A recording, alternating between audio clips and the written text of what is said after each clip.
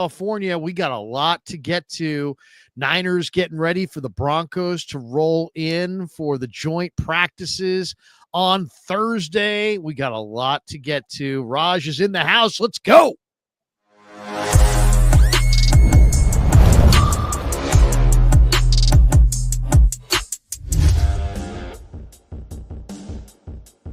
Off and running on the Krueger Show Tuesday night. We're brought to you by Pig and a Pickle, the best barbecue in all of Northern California. Check them out. They're in Emeryville. They're in Corte Madera. They're open 7 days a week from 11 a.m. till 8 p.m. or until they run out, and they do run out. So get there early, get some brisket chili. Tell them Krug sent you. You're going to love Pig and a Pickle. Also, we're brought to you by Claw Daddy Arcades. You can see the logo above Raj's head right there, and they're a great follow on Instagram at claw_daddy_arcades to find a location near you. Brand new locations in Capitola Mall and Visalia Mall opening later on this year. And thanks to Sharp Corners, Sports Cards and Collectibles, we'll tell you more about them in a bit. But we're off and running on a Tuesday night, and as I said, Raj is here. We get together every Tuesday night, and he's a great follow on Instagram, follow on YouTube. We should tell everybody, if you're watching us live on YouTube, do us a favor. Smash the like button, hit subscribe. Make sure you hit that notification bell. Make sure it's all turned on so you never miss a show. And remember, once the live stream wraps, you can catch the full replay anywhere you get your podcast, Spotify, Apple Podcasts, wherever your favorite platform is. Just search The Krueger Show, and you'll find us on our side.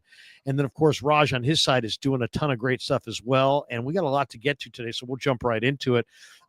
We titled this stream Reaction, first 49er depth chart, camp standouts. We'll talk about that, and then we'll get into some of the sound of the day. But Raj, if I go to RSF 49ers on wait a second, there we go. RSF 49ers on X, I find the depth chart, and there it is. There it is. The first depth chart is out. Without me leading you in any direction, is there anything about this depth chart that you find interesting or noteworthy in any way? Yeah, there's a couple things. And one thing you got to understand, this is the first unofficial depth chart, because people see this and they're, oh my God, this is subject to change. I did find it interesting that they got Trey Brown as your starting nickel, because Upton Stout has had a fantastic training camp. He's rising. I think he's like hot on the heels, but I was a little surprised that Trey Brown has the starting spot. But then again, he is the veteran, and Upton Stout has to earn it from the veteran. So that was one guy I was like, okay. And they listed Jacob Cowing as the punt returner instead of Junior Bergeron, but we all know Jacob Cowing right now is dealing with the hamstring. So that one definitely a little surprising, but then you probably realize, okay, Junior Bergeron is going to be probably returning the kicks because Jacob's hurt.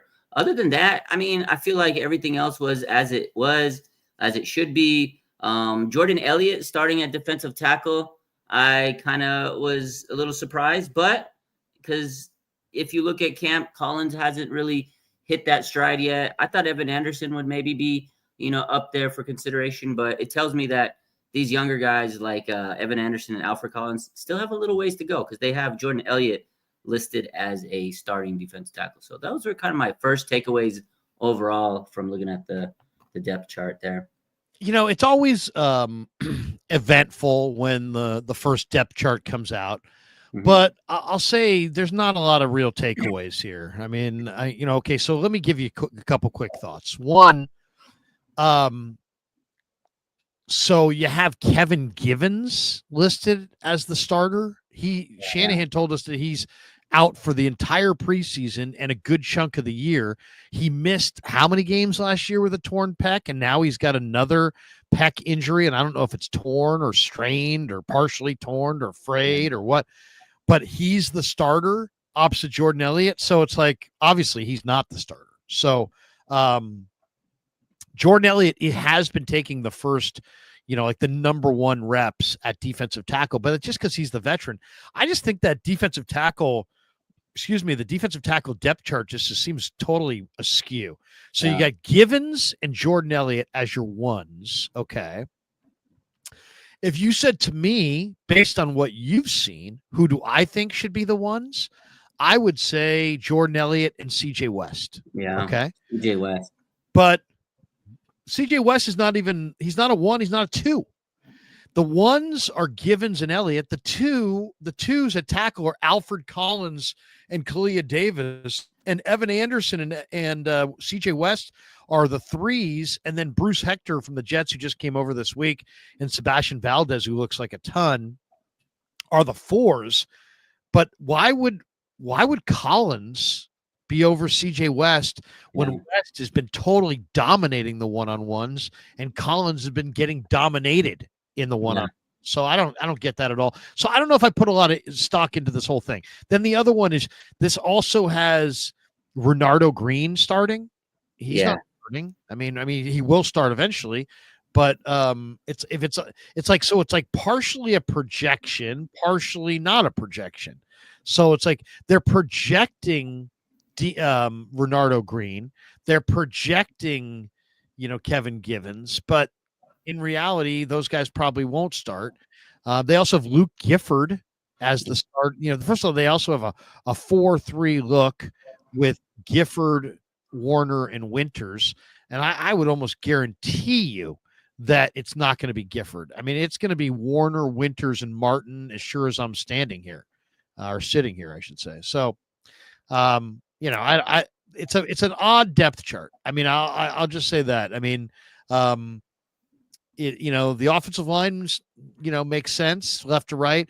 Williams, Barch, Chris Forster loves Barch. Breckel's your starter at center. Pooney's the starter at right guard. McKivit's the starter at right tackle. I mean, you look at that offense and you think if they could stay healthy, it's a pretty, even without Debo and no Ayuk, it's still a pretty decent offense. But that, on the defensive side, Gifford's not going to start. Givens isn't going to start.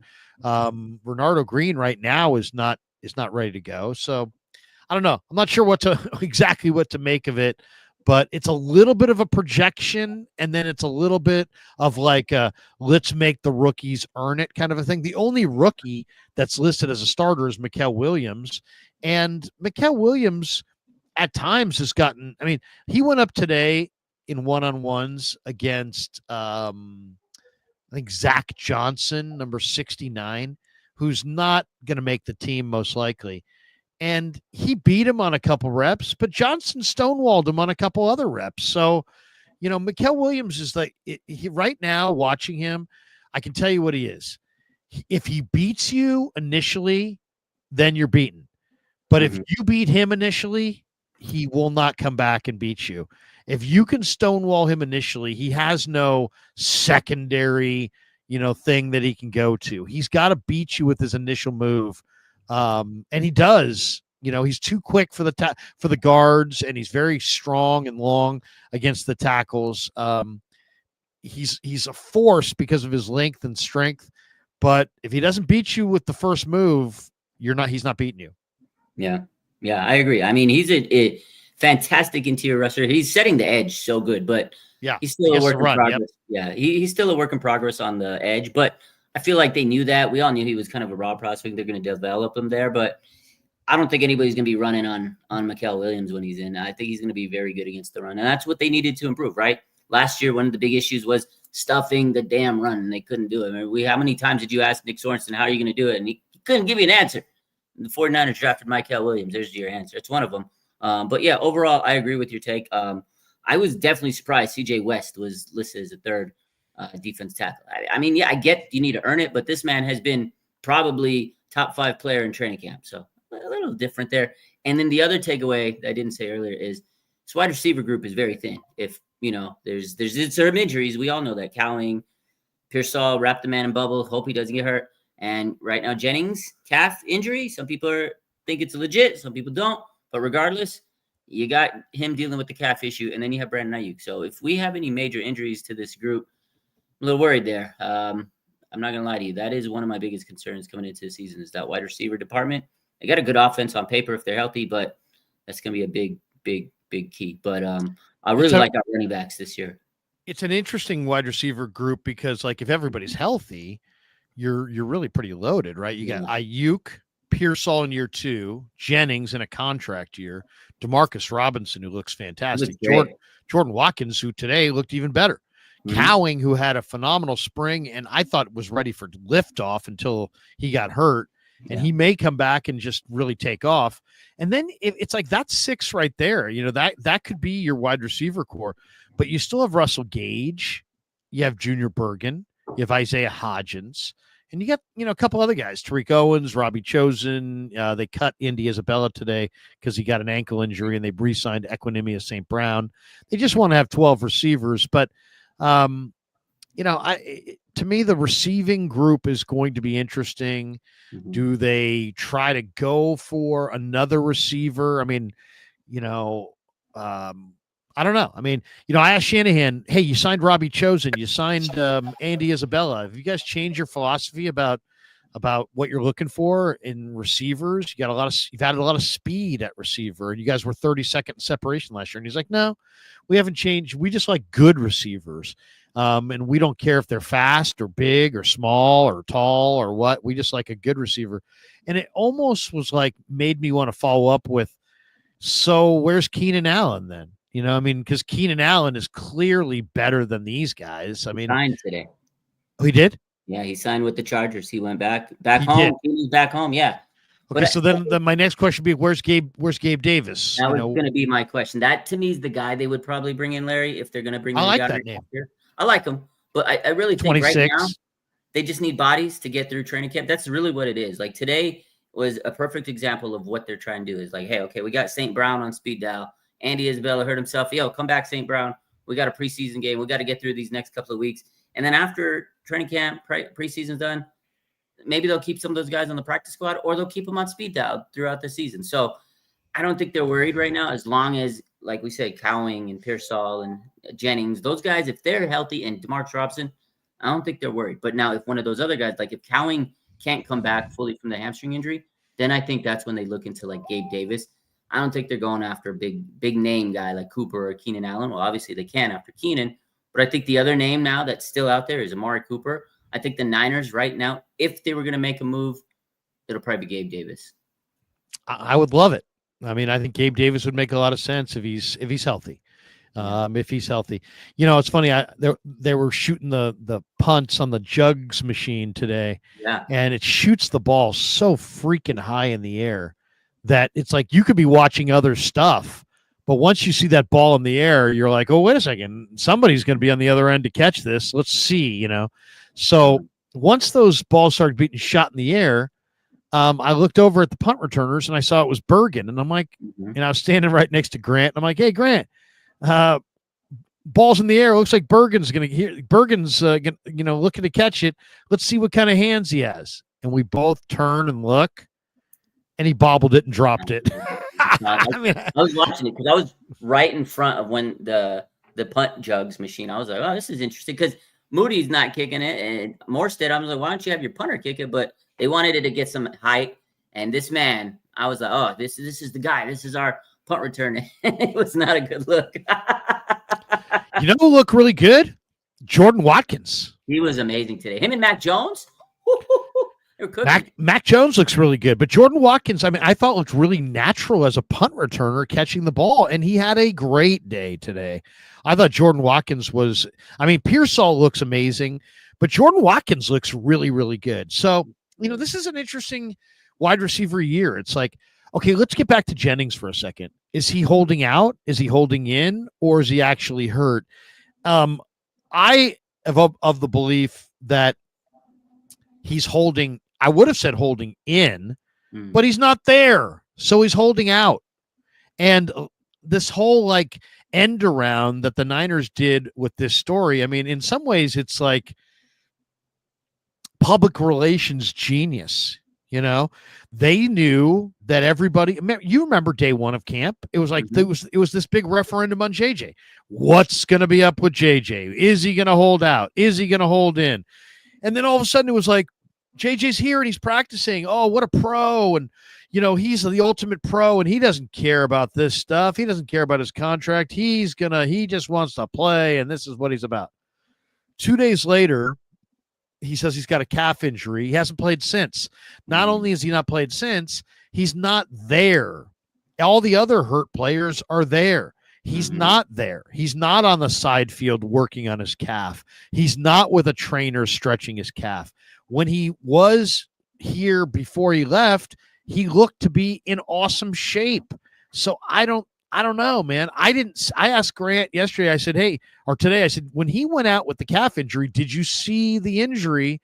And he's like, not really. I just kind of saw him walking away. I didn't either. And so I don't know what, I mean, I don't want to, yell and scream about this. It's not worth yelling and screaming about, but I mean, I don't care, but I don't believe him. Okay. So it's not like it's like the worst thing ever, but everybody's, since the Niners just got, I mean, Shanahan was asked about this and he's like, Cam Inman was like, is it business related or is it injury related? And he's like, go ask him. It's like, well, go ask him. He's not out. He's not out here to ask. We're asking you. And then go ask him. If anything, that sounds like, I don't want to lie to you. So go ask him. Yeah. It just came across. And once again, there's nothing really wrong with any of this. He wants a little bit more money. They like him. They don't want to make a big to-do about it. They definitely don't want it to be a topic of conversation every day for every media person. They don't, you know what I mean? So I don't blame them for the way they've handled this, but I'm not a stooge. And it's like I have to give opinions on this stuff. And if I'm giving you my honest opinion is that his calf will be fine as soon as his contractual situation is ironed out. He's going to rub the money on his calf and it's going to heal up. You know what? I had so many different views on this and I've read so many things. I've heard so many things. I heard Richard Sherman talking about it and so many people. And at first I was like, no, I don't think it's not a work. I don't think it's fake. I think he's legit because I was like, I don't think JJ's the type of guy that's going to, lie about an injury or whatever. He came into camp, like you said, and it was like, okay, this guy is ready to be there. He looked unbelievable. He was before Ricky Pearsall started rising and looks like the best player out there most days at receiver. It was Jennings. This guy was so hard to cover. This guy was making play after play. And I was like, oh my God, this guy really came to camp. Just hardcore. He wants that contract. But as soon as Shanahan said what he said yesterday, I changed my tune, Larry. I do think that he's kind of holding out. Because you're right. The biggest point that you made there is I don't see him anywhere. Even last year, you had Brandon Ayuk was there. The Shorts Gate and the whole scandal. He was there. He got the dap up with Kyle Shanahan. Unless Kyle said, look, don't even come around because we don't want that media circus. We're gonna handle it. We're gonna spin it. We're gonna say, ask him. I don't know. Because you're right. Because if Kyle says something and it turns out not being the right thing, team could get in trouble. Media is gonna eat him up like they always do. So I think he took the high road, and I think that was the smart thing to do. And they're gonna figure it out. And as soon as that contract gets signed, he's gonna rub those millions of dollars on that calf, and he's gonna be okay because that is really what's going on. I think he's kind of like, hey, I showed you I'm here. I showed you I'm coming to practice. I'm committed. I passed my physical. You guys saw what I can do. But right now, I'm not trying to risk to get hurt. And I think that was the way out. And it was just to play it off as a calf injury. I really didn't think that was the case until Kyle opened his mouth about it yesterday. So shout out to Cam Inman for asking. That was a good question. That was a great question. I was like, oh, I can't believe he said that. Well, and it just sounded, it's like, sounds like a duck, smells like a duck, walks like a duck. It's probably a duck. You know what I mean? All right, let's talk about the fact that 11 training camp practices are in the books. Correct. And the Niners seem to be somewhat hurt again. Okay. Evan Anderson, non-participant today, knee bruise. Nick Bosa, he's missed 3 practices in a row. He worked out on the field before, took some video of it. It was a rest day. Jair Brown's got an ankle. Cowing's got the hammy. Givens has got a pec. He's going to miss regular season games, maybe a lot. I kind of wonder if it's a career, situation because he did tear the pec last year. Same injury. Renardo Green's out with the hammy. Guarendo's out with the shoulder, probably a couple weeks. JJ's out with the contract strain. And I mean, Kyle Juszczyk supposedly got a cut on his heel. Sam Aquinu has got a groin injury. We saw CMC and Trent Williams come back after Monday. They had a rest day. But then you've got Brandon Ayuk on the PUP list. You got Andre Dillard, who we've yet to see. And he could be a key. He was out there rehabbing. He was rehabbing, but he's on the PUP list. Ankle. Yeah. Yatir Gross-Matos there, as you said, rehabbing. Knee on the PUP list. Malik Mustafa, ACL, PUP list. Then you got Rourke on the NFI. You've got Teron Jackson, Trent Taylor, and Trey Tomlinson on the IR. You got Jordan James, who was dinged up with the knee, but he returned to practice today and was out there. So how concerned are you with the injuries right now? Is it oh shit, they're cooked, or is it, I'm a little concerned, I'm not concerned? What is your level of concern with the injuries? It's starting to get to the point where I'm like, oh shit, like it's probably ramping up between a 6 and a 7. At first I was like, okay, it's early. A lot of them are, issues that probably can ramp up by the time the season starts. They get a month. So it's like, we still got time. The other part is some of those guys like Dillard and some of these guys, well, okay, it's okay to lose them. But then you look at, okay, Cowan, we talked about the receiver position. Isaac Guerrero, that's a big part of this offense. Can he, stay healthy? He's had a lot of injuries since he's been in. So I'm starting to worry about Isaac Guerrero and can he handle, the contact. It's he's starting to turn into Elijah Mitchell a little bit. It's just an injury after injury after injury. So I'm starting to get a little bit more concerned because it's a young team. Robert Saleh said today that, we might have 8 new starters. Now, we had a lot of players that are infusing into this team. And if they're hurt, who the hell's the depth? So I'm starting to worry because now our depth is starting to get hurt. And again, it's a 17th season. I'm glad it's early and it's not like a major like ACL or, Achilles. I think the biggest injury right now is the pec issue with Kevin Givens. So that one is a little bit, tough to deal with. But everything else should be a couple week. It's not like minor, but it's not major. It's kind of somewhere in between. So as long as they're like these minor injuries that they can recover, get their conditioning back, it's okay. But some of those injuries can become, more of a chronic thing and start lingering, like these hamstring if you don't get it knocked out early. So I'm starting to become a little bit more concerned because the depth, it's like every single day, Larry, it's like, boom, this guy goes down. Boom, this guy goes down. And at first it was like, okay, it's not a big deal. It's training camp. But everybody's getting hurt almost every single day. It's like you need to start wrapping these guys in bubble and no play them, but you can't do that. So I'm starting to get pretty worried, Larry. It's like a 7. Well, it's like one of those things. It's like, do you like the Niners this year? Yeah, if they can start Bosa and Huff and Mikael Williams and get, good years out of West and Elliott and Collins, yeah, I like their defensive front. But if they have a couple injuries on their defensive front, it could be a real disaster. Do you like the linebackers? Yeah, I like Winters. I like Martin. I like Warner. But if they lose a couple guys and all of a sudden it's the Luke Gifford, Tatum Bethune show, it's going to be a struggle. Do you like the secondary? I like the secondary if it's Demo and Green and, Malik Mustafa and Jair Brown and Upton Stout. But all of a sudden we look up and it's Trey Brown, Eli Apple, Dallas Flowers, Jalen Mahoney. Now I got issues. I mean, it's the same thing across the board. I'm okay with the offensive line first team, but I'll tell you right now, Spencer Burford is not a tackle. He has looked atrocious as far as his footwork. He's too slow-footed to play tackle. And what's happening is he's false starting, and they're not calling it. So, I mean, good luck to him in Thursday and Saturday and in the preseason, because guess what? The NFL officials are going to call it.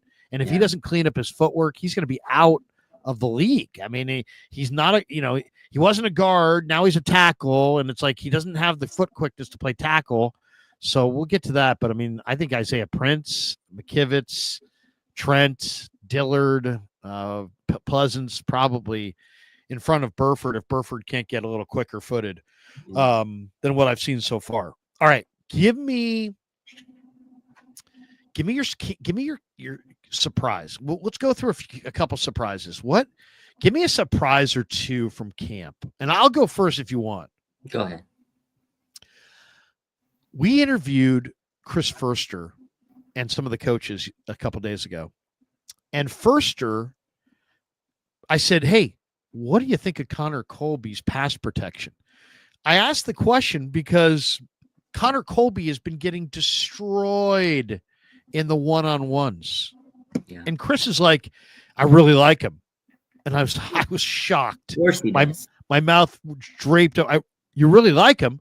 He's a turnstile. He's literally getting destroyed in one-on-ones. And then Chris said, you know what? I compare him to Dom Pooney last year. He's like, last year, Dom Pooney, we found out early on that he can pass protect. And so we could play him. We could play him because he could pass protect. And that's what Colby can do. Colby has looked really good as a pass protector, according to Chris. And I said, really? He goes, yeah, in the team sessions, when it's 5-on-5, he really is a good pass protector. And that's his strength right now. And his weakness is he's not ready to roll yet in the run game, which was thought to be his strength coming out of Iowa. I mean, they barely ever passed at Iowa. It was a running scheme. So now the guy who came out of a running scheme is not a good run blocker, but he's a very good pass protector. It was odd and yet encouraging all at once. I mean, it's encouraging that he thinks he's like Dom Pooney and that he thinks Colby might be able to contribute right away. It's a little discouraging that he's not much of a run blocker, considering that was considered to be his strength. But I would have to say that is a surprise. If you told me 2 weeks ago that Connor Colby was going to be like, Chris has so much confidence in Colby as a pass protector that he's willing to play him as a rookie at guard, but he's now deficient as a run blocker, I never would have bought that. So it totally plays opposite on the scouting report. So to me, that's one of the biggest surprises, that Colby's a very good run blocker, or very good pass protector, and not a very good run blocker. I hope he's right, but Chris Forster, I don't know. I take what he says sometimes with a grain of salt, because he can't criticize any of these linemen. I mean, he thinks Jake Brendel is Hall of Famer. I mean, I'm not gonna lie to you. I don't know. Sometimes with Forster, it's like, really? But maybe he's right. He's the coach. I don't know ball compared to him. So we'll see. I hope he has a good preseason, because we need some damn offensive linemen. So that is surprising to me that he said that, because coming out of Iowa, you're supposed to be a dog blocker. Like George Kittle's a dog blocker. So a little surprising. My surprise, you put me on this guy. Put me on. I'm going to tell you, I've kept a close eye on this guy ever since we had our little discussion last week. Steve Bass, man. Sebastian Valdez. No, I'm not going to lie to you. He didn't pop out to me until you mentioned him last week. I was like, I'm going to take this guy's note.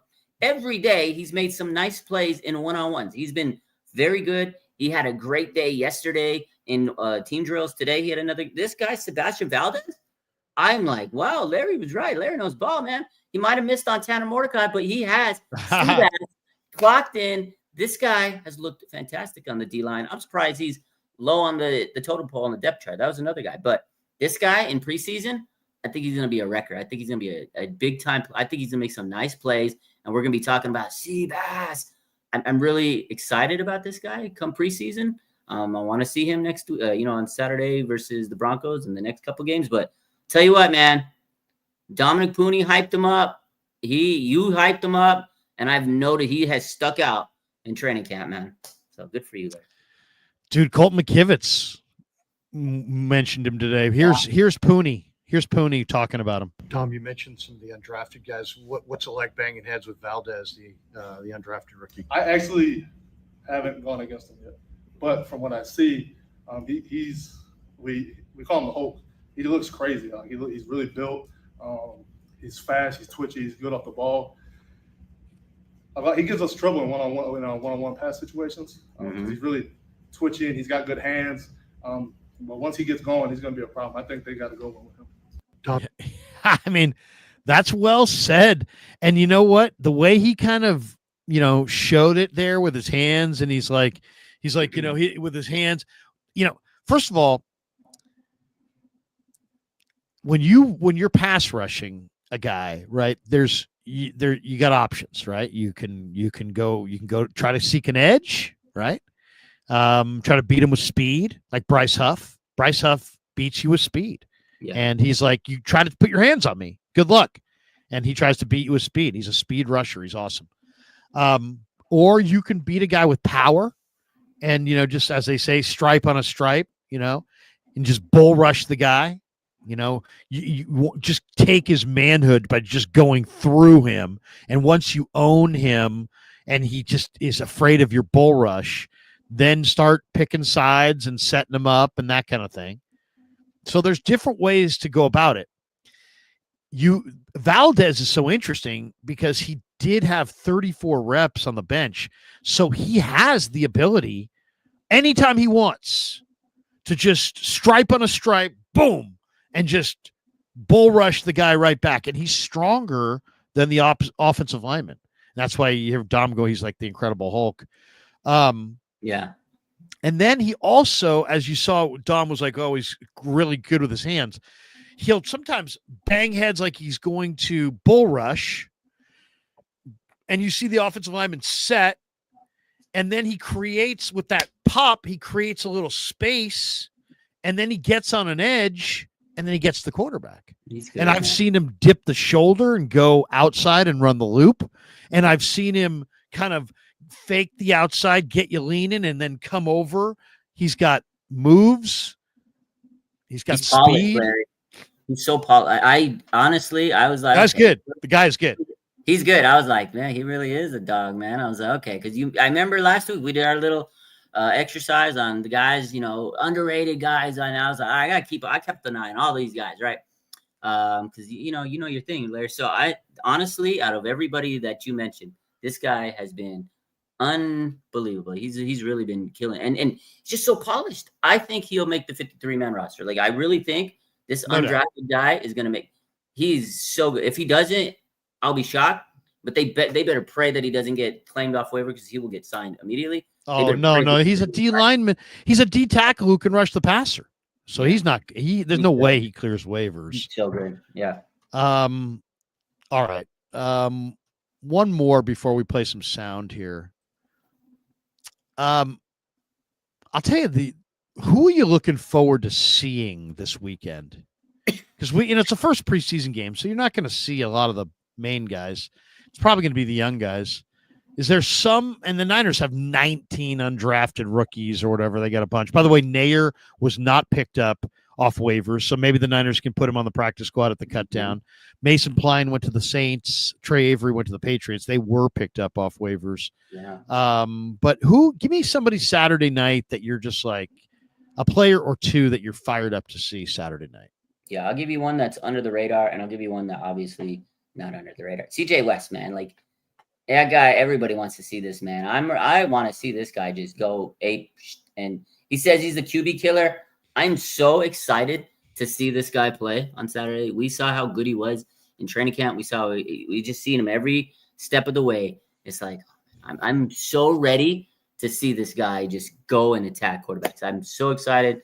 That's like the guy that everybody knows. Everybody's going to tell you CJ West. And I'm on that hype train. Give me CJ West. But a guy that's underrated, I could sit here and name a lot of guys actually that I'm excited to see. We get Niner football, but the guy that's underrated that I'm super excited to see on defense, I'm going to stick to the defensive side of the ball. Jacob Robinson, BYU, undrafted cornerback. Yeah, this guy has been such an underrated player. He makes a play every day at training camp. I think I've wrote a note or two about some good play at PBU, something he's done one-on-ones. He's, clamping people up. He had today a little misfortunate. He had a tip pass on a Mac Jones toss to Demarcus Robinson. Somehow, I don't know how Demarcus comes up with the catch, because he ends up taking it to the house for 75 yards. But, I mean, Jacob Robinson was there. This guy has been heads and shoulders above a lot of these cornerbacks there. He's a guy. That position is up for grabs. There's so much competition. I'm excited to see this guy. I want to see him. I don't know if he's going to make the roster, but at least be practice squad. This guy's good, man. Underrated. I think he is going to make the roster. You've got Renardo, Lenore, Stout. Those are your top three corners. Then you've got Flowers and Trey Brown. And then you got Darrell Luter, Saron Neal, and Jacob Robinson. And I think there's a very good chance Robinson makes it. We'll see. We'll see. Preseason's going to determine a lot. I got five guys that I'm really looking forward to. On offense, Corey Kiner. He looks great to me. I mean, I'm very impressed by Corey Kiner. I'm more impressed by Corey Kiner than I am of Jordan James. I like what I see with Corey Kiner. I love his competitiveness. I love his fire. I love his he's difficult to bring down. I love Corey Kiner. I think he's really, really good. I think Corey Kiner is likely to be the guy that we're talking about Monday as, hey man, the guy had 11 carries for 85 yards and a touchdown. It's like, what? I mean, he looked really good. The The guy's only produced. He produced in high school. He produced at LSU. He produced for Cincinnati, and he's produced in this camp, and he looks fantastic. So I'm going to say Corey Kiner. Definitely one guy I want to see. I want to see Jordan Watkins. Yeah. See Jordan Watkins. I just really believe in Jordan Watkins. I think he's going to be a really good receiver in the league. So those two guys on offense. And then on defense, obviously I could say West or Collins or McKell, but I'm going to go with three other guys. I'm going to go with Valdez, the Hulk. Yeah. I'm going to go with Nick Martin, who I just think is going to be fantastic. The last week, I think when I'm watching the film, I see greatness in Martin. Like I think Winters is nice. Don't get me wrong, but I see greatness in Martin.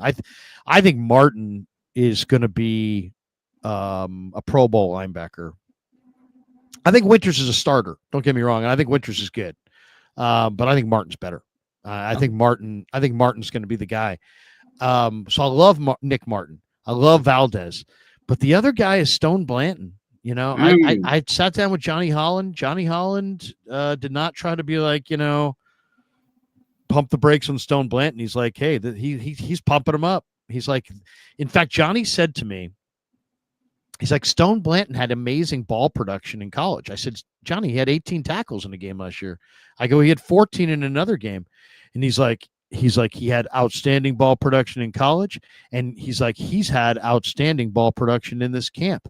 And he's like, in fact, Stone Blanton has had as good a ball production as any of our linebackers, and he probably has played the fewest LB reps of the entire group. And yet Johnny keeps track of the production, and he says Blanton is right there with the tackle leaders, despite the fact he doesn't get very many reps. Today, when the team was getting ready to go into the auditorium, I had to go in there to get my binoculars because I was interviewing Don Pooney in the hallway. And who was the only guy sitting in there ready for the meeting? Stone Blanton. Baby. He's in there early. And it's like Johnny's like, you tell him things one time, he gets it. He's like, he's really, really smart. He's like, this guy is an undrafted rookie, and we're putting as much on his plate as we're putting on Fred's plate as far as calling coverages, wearing the green dot, getting everybody lined up. He's like, this guy's communicating like a veteran. They really like him. And I'm telling you, man, there's very few things that are for sure. Okay. There's a lot of projection in the draft. Mikael Williams is going up against one guy in college. It's going to be a different level at the pro level. Yeah. But the two spots to me that really translate is if you're a good college running back and you have even requisite, athleticism, you're going to be a good pro running back. And if you're a good college linebacker and you have requisite athleticism, you're going to be a good pro linebacker. Those positions are very instinctive. It's not about your 40 time. It's not about how much you lift. It's not about your 10-yard split. It's about how many tackles do you make? How many yards do you get? What do you average per carry? How many tackles do you break if you're a running back? How many tackles do you make as a linebacker? So Corey Kiner, Stone Blanton, Nick Martin, those are the guys I'm watching for Saturday night. I expect to see Blanton be a 10-tackle guy in the second half of this game. I think Nick Martin's going to look good, and I think Corey Kiner is going to look good. So I love it. Those are the guys I'm looking for. I'm going to give you a few more since you gave me 5. But real quick, Stone Blanton, it's so great that you brought up that communication, because the other day in training camp, there was a point where I think they were doing like individual drills, but they had Johnny Holland there and they were doing some linebacker drills. You could hear Stone calling, like you could tell he literally had the calls. I was like, okay, look at this young man calling him out. He definitely has that vibe that Fred had, because when Fred was a rookie, they threw him into the fire and it was like, okay, here you go, middle linebacker, call the plays. And you could tell this guy's processing it. To do that as a rookie is a lot of work. I remember Fred explained that, and he talked about that many times. But they had him out there, and then even on team drills, you could just see him like calling it. He's very comfortable calling it. And look at the name, Stone Blanton, Larry. That is a star linebacker name right there. So I'm pulling for the guy. But the other 3 guys that I'm rooting for, or I just really want to see, I'm gonna give you Mac Jones, man. This guy has looked pretty damn good in preseason. He I really really want to does. see what he can do. Like, if you go back to 2021, the draft, it was the most craziest offseason. It was the most dramatic offseason. Everybody was, team Fields, team Lance, team Mac Jones, team whatever quarterback you wanted this team to draft. And most of people didn't want Mac. And now we know Mac was probably going to be their guy, and it should have been their guy. I really want to see what this offense is going to look like with Mac Jones on an actual game, because it looks pretty good when he's out there in preseason. I'm very intrigued to see Mac Jones, man. I want to see him hit a gritty after he throws a touchdown. I want to see Mac and the aura. So I'm excited to see him. And then on offense, you mentioned Corey Kiner. I'm a big Jordan James guy. I'm really, really excited to see this guy. He looks explosive today. He came back. He had the knee issue, but they gave him a lot of carries today, and he looked fantastic. So I need to see this guy ball out because, hey, Isaac Grendo, he's dealing with a multitude of injuries. He's had injuries throughout his career. And Jordan James is probably going to have to step up at some point, and I'm excited to see what this guy can do. They're probably going to hand him the ball off a lot of times. And then on defense, can't believe I forgot this guy. This guy is probably the best player of the last week in training camp. I don't know how many times he's made like a leaping PBU today against Christian McCaffrey. I don't know how he gets it. He breaks on the ball, deep shot, and he comes up with it. Upton Stout. I can't wait to see this guy in real time. Unbelievable. I was going to say, has Kev jumped into our stream, but he jumped in for a second. I'll throw you this question. You mentioned it, so I think it's worthy of a question. If you had to wager everything that you own in this world on a one quarterback winning the Super Bowl in the 2021 draft, who are you going to take? Trevor Lawrence, Zach Wilson, Trey Lance, Justin Fields, Mac Jones? I'm going to put my money on Mac, baby. Easy Mac. I'm going to go with Mac Jones, man. That's wild, but I agree with you. I'm going to go Mac. I think that is wild. Yeah, it is. I'm going to go Mac, though. Yeah. I mean, it's a wild answer, but I totally agree. What a question. I mean, I think it's Mac. I think it's Mac. Kev changed the overlay. Yeah, I noticed that. Did you notice that? Saw that. I like the red. The red was popping. I like the red too, but he likes the motion. Kev wanted to go with the motion. He gets more views, Larry. He knows. Kev wants, Kev gets. Kev knows Kev knows ball. All right, there you go. Okay. Couple other thoughts before. Well, actually, let's get into some of these audio. I'm going to share the screen here, and we can get into some of the audio cuts from today. And we'll go to Kev's Twitter for Colton McKivitz. And this is the first question that I asked McKivitz today about playing basketball. Let's see. Hold on 1 second here.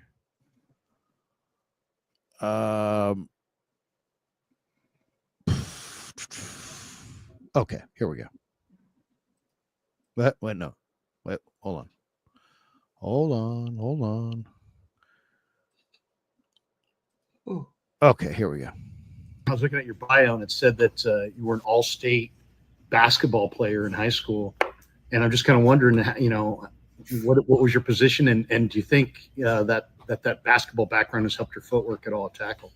Center. We were, typical Midwest school, a lot of shooters. So I just, double, 10 points, 10 rebounds, and then call it a day. We had some really good teams, but I do attribute it. I played all of it. I mean, I even swam, played soccer, so quite a genre of sports. So I think basketball obviously helps with foot quickness and being able to move in space. So moving out to tackle, you need that. So I think I attribute basketball to it, and then all the sports I've played.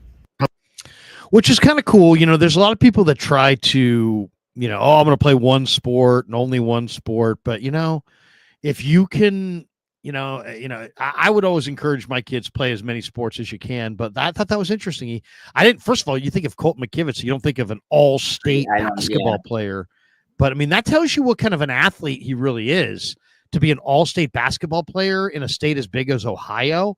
It's not like this guy's from Montana or something. That Ohio's a big state. There's some big cities in there. There's some good players in there. So I thought that was interesting. All-state basketball player. With Colt McKivitz. I wouldn't. I mean, I definitely would have pegged him as a center if he did play basketball. But foot quickness, he's right. I mean, to run that zone blocking scheme, you got to be pretty quick on your feet. So it makes sense. But I would never have thought he was a basketball player at All-State at that. And you know what? It looks like he was like a jack of all trades. He played it all. He did it all, man. This guy's a super athlete. And you know what? I hope he gets a big contract this offseason because guess what that means? He played well. So I'm rooting for Colton. I know a lot of people, he sucks. Get rid of him. He's our starting right tackle, Larry. I'm rooting for the guy. I hope he has an all-pro season. He wants to make the Pro Bowl. He's a stated goal. He's put on some good muscle in the upper body. He looks good. Yeah. All right, here's Robert Saleh, and I asked him about Bradley and Nye, and this guy played in the UFL and put up some crazy numbers. Yeah. And then in the one-on-ones, a Nye who ran in the 4.9s, yeah, he's not fast, but man, he's got really good hand usage, and he's getting home on the quarterback. And I asked Saleh about him, and Saleh traded for him when he was with Dallas, when Saleh was with the Jets, and then obviously he's the impetus behind Bradley and Nye becoming a 49er. Here's Saleh on the Nye. Robert, what do you like about Bradley and Nye? He was really good at Utah, and he really killed it in the the UFL. I know you had him with the Jets. Yeah, what do you think of Nye? Bradley. He came to us at the Jets from Dallas as a practice squad guy, gave us an op to work with him.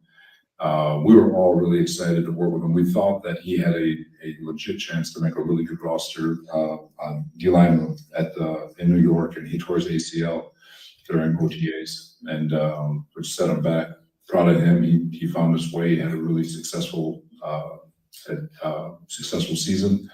So he's here. He's a good player, I'm not going to say who I compare him to, but he's a very smart, effective player. He's got great versatility, so it's a great opportunity for him. Hope he takes advantage. Okay, Raj, who would Saleh compare him to? He didn't want to say it, so it's a good player, right? He wouldn't have said, "Oh, I want to compare him to somebody and have him be some donkey." You can tell he didn't want to say it because it's a good player.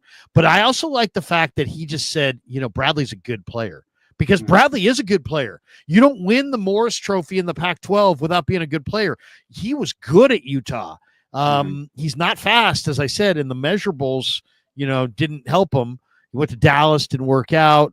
But the motor, the hand usage, what this guy has done statistically in the UFL, now granted it's the UFL, but he has turned the UFL into his personal playground. And he looked good today. He probably touched off on the quarterback 3 times in the one-on-ones. He looked good. And yesterday, the day he made his debut, he had probably, if they recorded sacks in the team drills, I think I saw him get at least 2 or 3. Like, he was in that backfield all day. I don't know who he's comparing him to, and I get it. He doesn't want to throw that and put that pressure on him. I'm going to just say Myles Garrett. I don't know. Maybe that's who he wanted to compare it to, but this guy looked pretty good for 2 days. So interesting story. He tore the ACL, and now he's giving him another chance. Saleh's good. He knows players, and he's always going to give them a chance to get an opportunity. So I like that for him. Yeah, I mean, I like the fact that, it's funny. Saleh was asked today. Well, first of all, let's hear a couple more from Saleh. Here's Coach Yak. We'll play this one. This is Saleh talking about Mikael Williams. And here's what Saleh had to say about Williams earlier today. He's not a traditional. What did Mikael do that makes him an effective interior rusher? You know what? He's got great feet. He's kind of awkward because he's long, he's tall. He's not a traditional free technique. So he's got great foot speed and strength and power and length he's shifty. He can get outside his frame. I'm trying to figure it's different for guards to go against a guy like him. And he's so good with his hands. He's so good with his feet. He plays with great pad level. He's got power. So he's a 3-way player. He can run around you. He can run through you. He can counter. And, he's showing all of it off. And, he still has a long ways to grow. So like I said, he's going to be a good football player in this league, and it may not come this year, but you could see it through practice that this kid, once he gets it, it's going to be special. He has good reps, he has bad reps, but Dom Pooney said, "Hey, look, if there's any space, it's like really hard to block Mikel because he's just got so much movement ability and he's just so much quicker than those guys. So he's a real challenge for the guards, and I can't wait for the Niners to really display their NASCAR package. And I don't know who would be in it, but I mean Bosa and Huff and Mikel, and the question is who's that fourth guy? It might be Valdez. It might be Valdez because Valdez is such a pass rusher. But I'm eager to see that NASCAR package because Mikel inside looks impactful. Like he looks like the kind of guy that could just, really beat some guards and get some sacks. I mean, he looks way too quick for the guard. Way too quick. Yeah, I think that's why I think, like I said, he's such a good interior rusher that it probably does him no justice throwing him on the outside because, those tackles, man, those guys are so quick on their feet. So throw him on the inside. You put Huff and Bosa out there. Oh, my God. It honestly doesn't matter. I think CJ West, if he's that good of a pass rusher and we're going to see, I think you throw CJ West in that NASCAR package. I mean, 4 guys, they're just going to be running to the quarterback. It's going to be scary. So I'm excited. I'm excited for all these young guys. Michael Williams has looked very polished in training camp, as you know. So, yeah, it's going to be fun to see what he brings to the table. Here's one more on Solid talking about the rookie class, and you mentioned CJ West. He comments here on West. I knock on wood, we love this rookie class. That they're all attacking every moment. I know Fred spoke pretty candidly about Upton Stout. He's doing a hell of a job. Alfred's been getting better every day, getting his legs underneath him, showing some really good progress in the run game. CJ's been showing good stuff in the run game. Michael, obviously, it's hard to see in there, but his pass rush on the inside has been fantastic. And even Siegel, safety, is coming along really strong and doing a really nice job. So just overall as a group, they're getting better. They're competing. Going against a really, really precise offense. Our offense has been rolling out for 8 years, and so the precision at which they operate is pretty damn good. So they're getting all they're getting all they can handle as rookies. It's as hard as it's going to get for them going against our offense and all the different things they do, but they're showing that it's not too big for them. It's a good group. I mean, I don't know exactly how many of these rookies are gonna, be at what level and whatnot, Raj, but it's a good group. I mean, I don't know how many rookies. This is going to be the 49ers volume draft class. The same way 86 was their volume class in that era. This is their volume class. I don't think there's any question about it because look at all the guys they've got here. I mean, they got a bunch of guys. I mean, they may have 12 rookies on this team. I mean, it's a good group for sure. Let me see here. I wanted to play a Nick Martin cut, but I don't see any Nick Martin cuts. I'm not sure if Nick Martin, let me see, let me double check. But is there give me one thought, Raj, that, one thought that I haven't brought up that is there some player or some position group that we haven't discussed tonight that you are looking forward to watching this weekend? I mean, obviously I want to see everybody play, but one group that we haven't really touched upon, I mean, actually, I think we touched upon everybody, really. Honestly, I'll throw it to you because, I'll throw it to this. This is what I was going to say. They cut Mason P-Line yesterday, right? So, and he signed with the Saints. So Mason now Pline, Mason Pline. So tight end group, it just really hasn't shown much to me outside of George Kittle. Do you think that was a mistake? Do you think they should have kept Mason? That was your guy. What do you think about this tight end group? What's your overall takeaway here on the tight ends? Because I haven't really been impressed. Well, it's interesting. It's like Pline is a basketball player who they were trying to give a redshirt year to. It's really okay. Like if you said to me, give me, somebody who hasn't been at camp. I haven't been at camp all summer.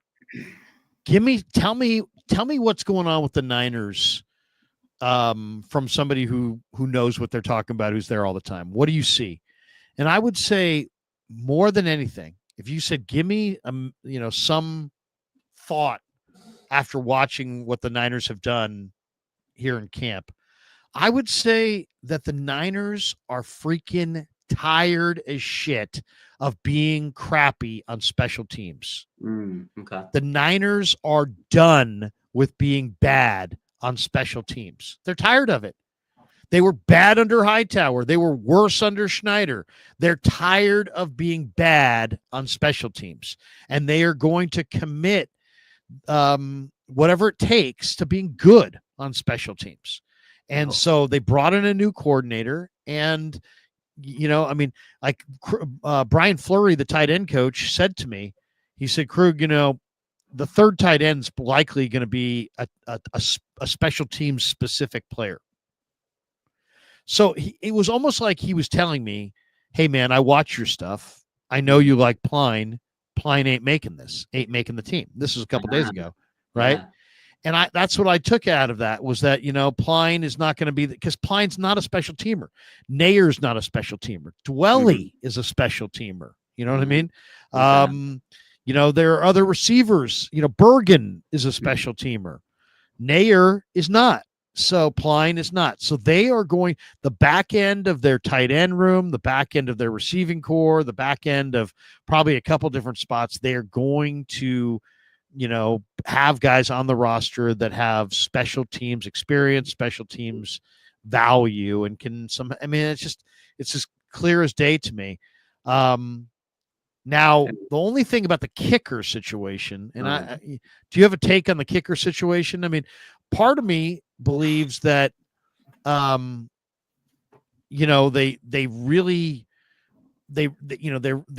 I think there's a chance that when they got Joseph to sign with them, that Joseph's agent said to them, hey, look, I don't want my guy just to be an insurance policy against your third round draft choice. Yeah. Does my guy have a real shot to make the team? Yes, he does. He has a real shot to make the team. How about this? If we get to August 1st and you think you're going to go with your guy, don't drive my guy off the cliff and drive him past the cut down so the jobs are all gone. Cut my guy loose and let me see if I can get him a job somewhere else. And if you do that for me and your guy goes south in season and we're out there, we'll give you another look. Yeah. I personally believe that that's what happened here. This was not a competition. No. Joseph missed a couple kicks and Moody missed 3. So it's like Moody kicked worse than Joseph. So how did Joseph win this? Joseph won this just because they wanted to go with Moody. They wanted to have somebody there to challenge Moody. They got that in Joseph. Moody has been kicking well. And I'm pretty sure the agent just said, hey, look, don't drive my guy off the cliff so he doesn't have a job this year. If you want to go with your guy, that's fine. But let's cut my guy loose. So that's my guess. Now, the other theory is that the Niners just had injuries on the D-line, needed a roster spot anywhere they could find it, and they've seen enough of Joseph, and so they could just cut him, know that nobody's going to pick him up, let him stay at the Santa Clara Hyatt for the next 10 days. Yeah. And who cares? Sign him back, after a couple weeks or whatever. If you have, let's just say it this way: if Moody makes kicks, Joseph doesn't get the job. But if Moody misses kicks, Moody doesn't keep his job. So it doesn't really, this thing doesn't really matter. It's all about what does Moody do going forward. But if you said make a guess, that's my guess. My guess is that they had to promise the agent that they would free up the kicker so he could look for another gig somewhere else. And if he goes somewhere else like tomorrow, then maybe I'm right.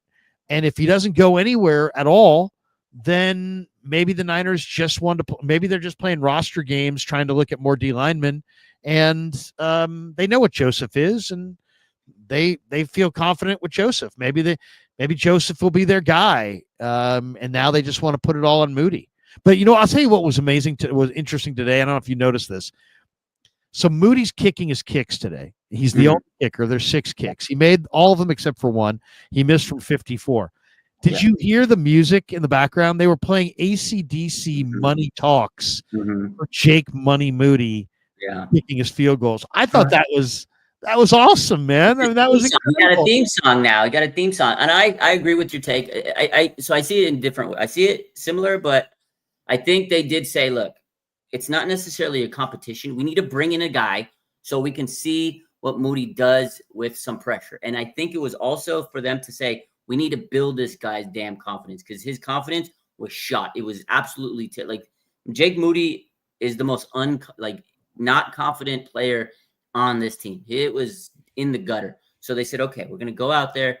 He's going to kick with some other guy, and it's going to, make him kick better. It didn't really. He missed more kicks than Joseph. But I think you're right in the sense of, hey, look, this isn't going to work for you right now. Let me go see if I can find my guy a job. But I think the Niners do this with everybody. We talked about receivers with other players. They're going to keep his number on speed dial. And if Jake Moody shits the bed, Larry, they're calling up Greg Joseph and say, hey, guess what? You're the starting kicker, because now they know what they have with Greg Joseph. They had to see what they had. Brent Boyer brought him in, and he wanted to make sure that he can trust him. And at the same time, they're going to try to build up Jake Moody's confidence. If he can't make these kicks, it's over. They got another guy in their back pocket, and they could just say, hey, look, Jake, we need to cut you. We're going to bring in Greg Joseph. But I think it's not the time right now. Let him go through preseason. Let's see if the whole charade worked and built his confidence. I don't think Kyle Shanahan is ready to take that L just yet.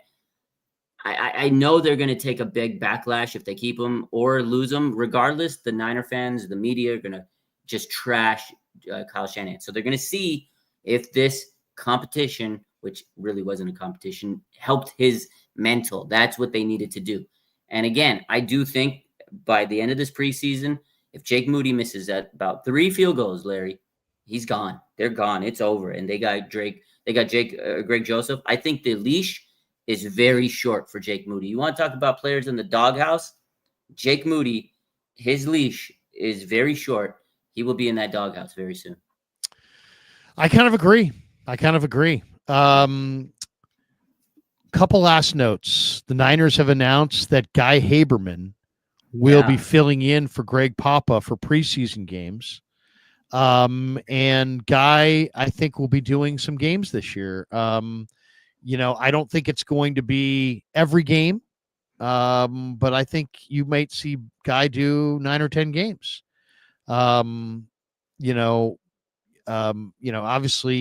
there's only one Greg Papa, and these are big shoes to fill. But Guy Haberman is a talented young broadcaster. He knows the team. He knows the sport.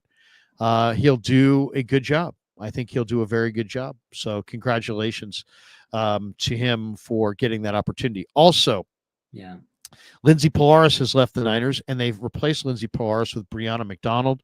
And I think she's going to do a really good job. She's been covering the Niners for a while. She knows her ball, and I did a number of podcasts with her and Lindsey last year. I thought they both did a really, really good job. And I think, the Niners are in good hands with Brianna McDonald. She's going to do a really, really nice job. I don't know if you have any brushes with her, Raj, but she's done a nice number of, she's of awesome. good stuff. She's done good stuff. I've seen her do like the Faithful Talk, where they do like some training camp talks, and she interviews the players, and I think she's great. Everybody yesterday in the comments were excited because she looks pretty, but she's definitely a great reporter, and it's good, man. I think that's a good transition.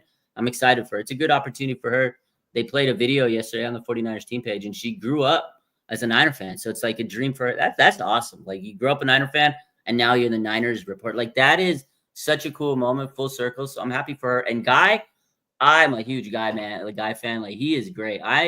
When I saw that news today, I was like, oh man, that's a great replacement for Papa until he's able to come back. And if he isn't able to come back this year, I think Guy would be a great, announcer for them. He is. I can listen to him. I've listened to his podcast when he was with Middlecoff. This guy has been great, man. So good for both of them. They're both fantastic. Good call. Let's hit some supers and let's bolt for the door. Brenton Dudley. Larry, what is your current D-line depth chart? That's a good question. I would say my ones would be Bosa and this, we're talking about first down, right? Not third down. First down. Nick Bosa, Mikael Williams, CJ West, Jordan Elliott. That would be my starting four. And then eventually I'd take Jordan Elliott out of there and put Collins in there. And so I think ideally my starting front four is Bosa, Collins, West, and Williams. I don't know how you feel about that, but that's mine. I mean, I to me, it's all about these kids. I can't argue with that one.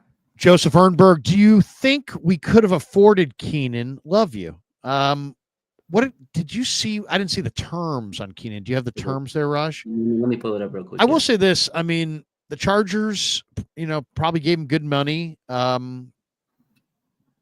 He is a little bit older. Personally, what do you got?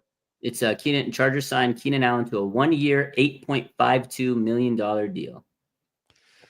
The Niners are $47 million under the cap. They do have a lot of that earmarked for a rollover to take care of the expanding salary of their quarterback going forward. But the Niners absolutely can do what they want. I was a big advocate a couple weeks ago for call Cincinnati, trade for Shamar Stewart. I don't know if you've been watching, but Shamar Stewart has been dominating the Bengals offensive lineman. Now we'll see what it looks like in the preseason, but he has been dominating so far. Scotty D. What's that? I said, I'm glad he's doing well. He deserved his money, and I'm glad he's showing up. Yeah, I mean, look at the Bengals. It took forever, and they still don't have Hendrickson signed. Scotty D. Brock is throwing a lot of long ball plays, a lot more than last year. Will we see more deeper plays this year? Yes. The 49ers were 32nd in the NFL in wide receiver separation. Jennings is not fast. Ayuk is not fast. Debo is not fast. And those were their number 1, 2, and 3 receivers last year. So this year you have Watkins, you have Cowing, you have Demarcus Robinson, you have guys that can free themselves open down the field. And I do think you're going to see more of a downfield passing attack. And I think you're going to see less 50-50 passes because I think you're going to see more separation among the receivers. Yeah. Niner throwback. Which rookie are you excited to watch most on Saturday? For me, it's Upton Stout. Looks like the 49ers found K'Wan Williams 2.0, probably better. And by the way, Upton Stout is talking to K'Wan Williams about playing the position. Upton Stout, 1 week after the Niners drafted him, showed up in Santa Clara. And when we did the first interview with him, he had already asked the Niners for 2024 films and already had broken them down. Wow. Yes. This was, we're talking about first week in May. So he is the right guy here, heart-wise, but he's really the right guy here. And that's what makes him so special. His preparation is off the charts. If they could clone him, they would. For me, it's Nick Martin. I just think that, I think that linebacker is going to be spectacular. I'm seeing him tag off on plays in practice every day. Those are not going to be tags. Those are going to be hits. Those are going to be tackles. And I think people are going to notice. John Chapman in the house. Appreciate what both of you do for the faithful community. Keep it up, gents. Thank you, John. Man. John stopped by tonight on KMBR and for Niners Nightly, and Raj will be on Niners Nightly with me a number of times this year as well. And John does a really nice job with 49er Rush podcast and everything that he's doing, traveling around. We're going to go to a couple of his trips this year, a couple parties. I'm not sure which games yet, but Kevin and I are committed to going. So we're fired up. And Claudaddy Arcades is going to be our sponsor that helps us travel this year. So thank you, Claudaddy. We should tell people, by the way, we're brought to you by Claudaddy Arcades. They're a great follow on Instagram at Claw_Daddy_Arcades to check them out for locations near you. They're Capitola Mall and Visalia Mall. They got 2 brand new arcades opening later on this year. And also thanks to Sharp Corners Sports Cards and Collectibles. They're at 205 Cypress Avenue in Pacific Grove, California on the Monterey Peninsula. Thanks to Anthony Catania. He's at 831-521-5264. And he's a great follow on IG, Sharp Corners 831. On the gram, couple more here. Scotty D in the house. He said, what's the story on Mason being cut? what part of his game wasn't good enough versus the other tight ends still on the roster. Oh, you're talking. I thought you were talking about J.P. Mason. You're talking about Mason Pline. Mine, yeah. It's simple. It's just that Pline is, and I tried to make this, people were kind of, what do you know? And this and that. It's like, just because like Ross Dwelly's on the team and Mason Pline's cut does not mean that Ross Dwelly is a better tight end than Mason Pline. What it means is that not every guy, not every draft or not every roster spot goes to the guy with the greatest potential, or the guy who's going to have the greatest career, or the guy who's going to have, the greatest plays from scrimmage. The Niners, I said to you guys, a half hour ago, and is that the message is that they're tired of being crappy on special teams. So they're going to devote a lot of roster spots to special teams, including that third tight end spot. And the bottom line is Tongas, Dwelly, and Willis are just better special teamers than Pline. So there you go. I thought Pline was a great prospect because he was very smart, very big, could jump. But I got to be honest, I didn't see a lot of growth between year 1 and year 2. So good luck to him in New Orleans. I hope he makes it. Shador Sanders' thoughts on me starting in the preseason opener. I think you're driving 95 and a 60 and giving the cop lip. No, I don't know. Good luck to Shador. I'm not a big Shador fan. I've seen him try to hit deep Larry, passes. He looks bad. Shador is on your YouTube channel commenting. You should be hey, Shador. Tear him up, kid. I hope you throw 4 touchdowns this weekend, please. Shador, I don't know tons about you, but I'm pretty sure you misspelled your first name.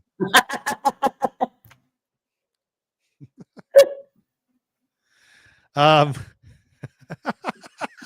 mean, I don't want to say I'm an expert on Shador more than Shador himself, but I'm pretty sure you misspelled Shador. Here's a guy that didn't misspell Jake. Niners kicker Jake Moody's in the chat. Why do you guys hate me, Krueger Raj? What does that say? Got the what? By the way, Krug was Krue. Oh, come on, man. He's got the receipts. Jake. He's got the receipts. Oh, he's got the receipts. Yeah. I don't hate on Jake Moody. I kind of like Jake Moody. I'm just tired of him missing. That's it. Just make the fucking kick, all right? I mean, seriously, make the goddamn kick, or we're cutting you. It's just as simple as that. I mean, it's life in the NFL. We can talk about nuance. We can talk about this and competitions and who's where and who's available. The bottom line is he won nothing. If he makes the kicks, he's the guy. If he misses the kicks, he's not. Simple as that. It's really simple. Lander Film says, do you really think 12 rookies make the 53-man roster? If so, who? And who of them starts? All right, this is the rookies that make the roster. I'm going to give it to you really quick. Let's do it. Here are the rookies that make the roster. Jordan Watkins, Junior Bergen, Connor Colby,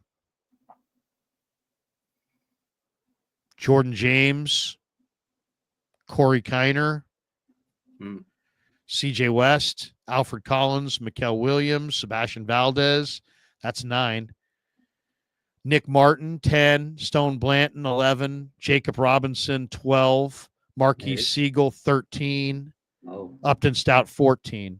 Wow. And maybe Canteen, but I'll say 14. I'll say 14. And as far as starts, well, week 1 or eventually, I'll say eventually Stout, Siegel, Williams, Martin, Collins, and West. 6 on defense. Wow. And eventually on offense, I'll say Colby and Watkins, and I guess Bergen as a starting kick returner. It's a young team, Larry. It's a young team. It's a young team. I could see all those guys make it. They're playing out, and I mean, they got rid of so many people, and they didn't really infuse this team with free agents. And during that period, some special teamers, like you said, they're focusing on free agency, special teams. So honestly, it's not a stretch, man. That's a young team, though. Holy smokes! It's a very young team. But you know what? Wouldn't you rather see the Niners go with like the Jacob Robinsons of the world Please. than to go with like the Trey Browns of the Yeah. world. Yeah, develop Give these me guys. the young guys. I'll They're take hungry. the young guys. Yeah, they're Yeah. hungry, and also they're unproven. But we know Trey Brown's kind of a meh. Mid. Where Jacob Robinson might be much significantly better than Good that. ceiling, yeah. MSQ, thoughts on Texas and Ohio State being ranked number 1 and 2 in the coaches poll and being week 1 opponents? When was the last time 1 and 2 faced off in week 1? The last time 1 and 2 faced off in week 1 was 19. No, what if I knew that? That would be crazy. You're gonna pull that. I thought you were really gonna pull that out. I was like, oh, I know. really no ball. Seriously, could you imagine? I'm not Lombardi over here. All right. I'll say this. Dave, come on, don't take that personally. We're all friends here. Texas and Ohio State are loaded, but I think Ohio State's significantly better than Texas. All this talk about Arch Manning, Arch this, Arch that. I'm not buying it. I like the Buckeyes. I think the Buckeyes are better. I love the safety for the Buckeyes Downs. If I could add one college player to the Niners this year, right now, I'd take Caleb Downs off of the Buckeyes and put him in the Niners secondary. He is awesome. He's an amazing secondary player. I like Ohio State. By the way, who's looked really good is the Texas quarterback, Quinn Ewers, in Miami. In Miami's camp. He's looking good. He's looking good. He's terrible. But I'm picking He's terrible. We're going with Arch. Hook 'em horns? You're going hook 'em horns? Hook 'em horns. We're going all the way with Arch. I can't stand the Suckeyes. I'm not an Ohio State fan. You kidding me? That's against my religion to pick the Ohio State Buckeyes. We are taking hook 'em horns. We're going Arch. Are you kidding? Arch Manning, the hype. You better get on this hype train. This man's about to make Downs. He's going to tear up Mr. Downs. He's going to be lighting them up all day. They should have started this guy all year. But yes, the hype is about to get start. First game. That's crazy. Number 1 and 2, first week. That's actually crazy. It's actually crazy. The Buckeye. Nobody's beating the Buckeyes. All right. These guys are. I mean, have you seen what the Buckeyes have this year? Have you seen Arch Manning? He's going to do it.